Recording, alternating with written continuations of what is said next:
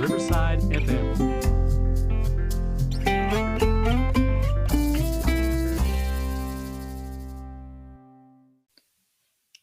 Hello, and welcome back to our podcast, Flower Farming in New Zealand, where we dig into the detail of growing beautiful blooms here in Aotearoa. I'm your host, Jo Robinson, a grower, a flower lover, a creator of floral works, and someone passionate about regenerative growing. I'm keen to encourage the growing, buying, selling, and the use of local seasonal flowers. Today, I'll be talking about a few of the regenerative farming practices that have been adopted here at our farm, Scrubby Gully Co. in central Otago. There'll be tips and tricks, even if recipes of my witchetty potions for things that you can do to help your soil and your budget. Why are we looking at regenerative farming? Because it is sustainable on 3 counts: financially, environmentally, and physically. Plus, it is such a rewarding thing for you to do for your flower farm or your garden. This recipe that I'll give you today is not in any way difficult. It's not time consuming, and it's used materials that you probably have at home or on the farm. We need to start with an absolute basic statement though, and that is that your soil is really your success. Good soil is everything for growers. Let's go to our regenerative farming tips. In a conventional growing system, fertilisers look at providing nitrogen, phosphorus, and potassium. There's a phrase used by many horticulturists when discussing fertilisers and the NPK ratings: the above ground, below ground, and all around. The focus of nitrogen is for the above ground growth, phosphorus is for the below ground growth, and potassium is for all round plant health. The nitrogen, which focuses on the above ground growth, stimulates thick, rich green growth of plants, as it's a major component of chlorophyll, the compound that plants use to produce the sugars that's all known as photosynthesis. The phosphorus focuses on the below ground growth, and it encourages root development and growth by taking the chlorophyll in the nitrogen and turning it into the food source that the plants need. The potassium, the all-around growth, helps with the formation of flower buds and fruit.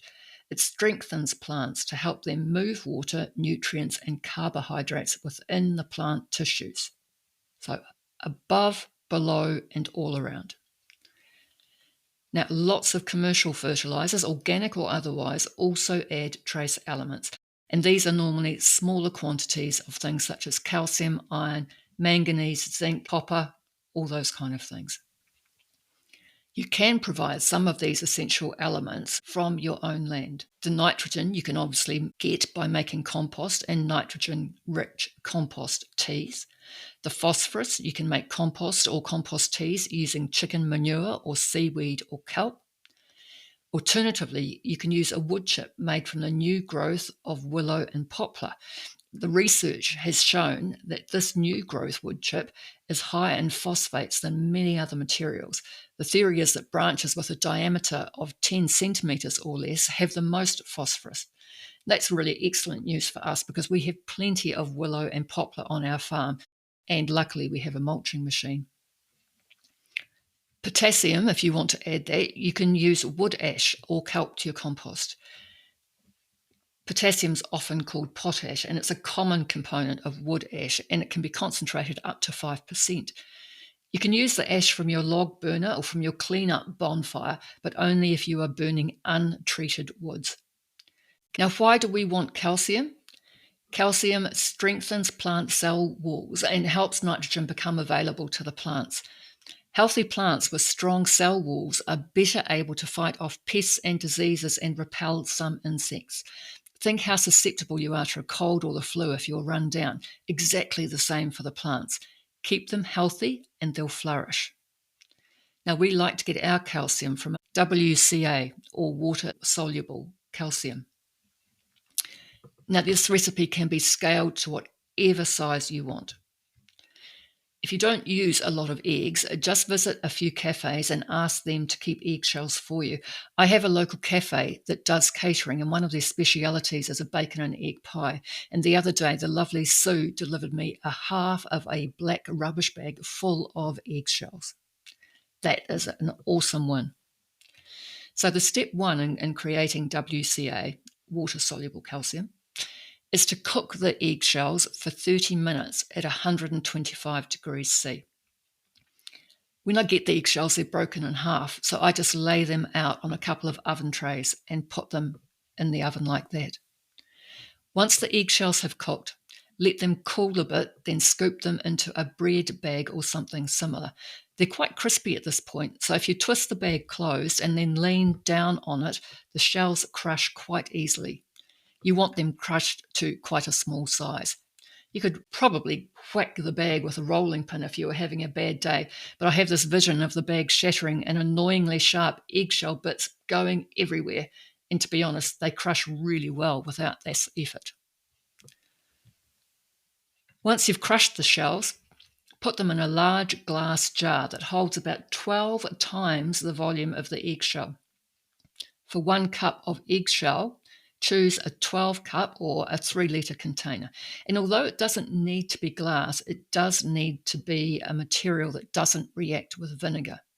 My big glass fermenting jars are excellent for this. It does need to be large as you're adding a lot of vinegar. You're adding 10 times the volume of eggshells in vinegar. So 1 cup of eggshells equals 10 cups of vinegar. It needs to be the best apple cider vinegar that you can afford. The better the vinegar, the better quality the vinegar, the better it will react with the eggshell and you'll get more activity. And the activity is a frothing. It only froths to start with, but the bubbling will calm down as the acid in the vinegar starts to break down the calcium in the eggshells. To be safe, I always put my container in the sink just before I add the vinegar in case the frothing is exuberant, but I've never had a problem with overflow. Now just put a breathable lid over the jar and leave it for a week. I simply use a paper towel held on with a rubber band. And the side benefit is I can write the date I started the mix on the paper towel. So after 7 days of the mix sitting and not actually doing a lot, you strain the mix into a bottle. It's now shelf stable and safe to store, and the spent eggshells can go on the compost pile. So when you want to feed your soil, you then mix the liquid with water at the rate of 5 mils of wettable calcium to 1 litre of water, just 5 mils. This diluted solution can be added to the soil with a watering can or a spray bottle. Now, here's a bit of a warning. Because it can contain some residue of the eggshell, I wouldn't put it in the back sprayer or into a fertigation unit, as it could block the emitters. You could possibly try it if you filtered it a few more times, but for me, it's just as easy to put it on with a watering can. That's quite a lot of info today, and I've rambled on for long enough, but this is a great, low-cost and incredibly effective idea. If you've got natural farming tips, photos or questions, I'd love to hear from you. You can find us on Instagram at Flower Farming in NZ, or you can comment on this podcast. Until next time, petals, smile, be happy, and please follow along on our journey on flower farming in New Zealand.